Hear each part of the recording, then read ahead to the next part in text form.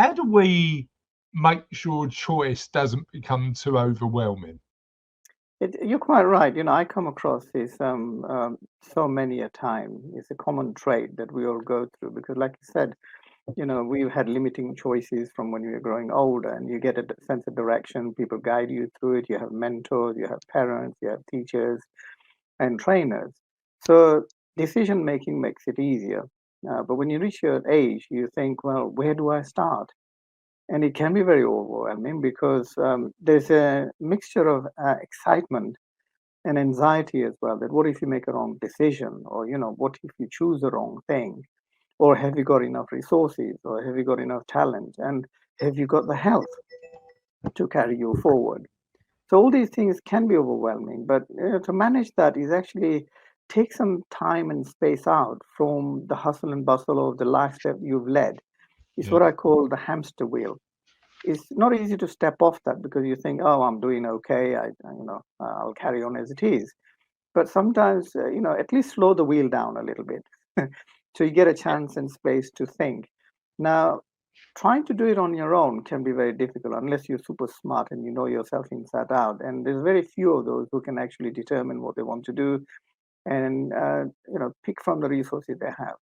But for majority of us, they need a bouncing board, somebody to reflect their ideas, thoughts, concerns, worries, and all sorts of things. Even simply being overwhelmed, to chunk it down into manageable areas. So you focus on one thing, which leads to the next one and to the next one. You don't have to take everything in stride all in one go. You can have a wider perspective and say, look, these are type of areas we should be considering. And then we can drill down onto those areas and see what's there and then decide from it. Because by the time you reach about 55 to 60, you've got a wealth of experience and knowledge. Yeah. And it's first and foremost is recognizing you have something. Second thing is owning it, because often we Yeah. are so humble we think, oh shucks, it was nothing, I can do that, it's natural for me. But recognizing for what it is valuable to you, it's unique to you. And then deciding what you want to do with it. How do you want to apply that resources for your own purpose primarily? And when you decide from that, it has a knock-on effect with your families and professions and so So on. two really useful tips there. I want to just make sure that our audience get clear on. Number one, and I'd communicate like this: how do you eat an elephant?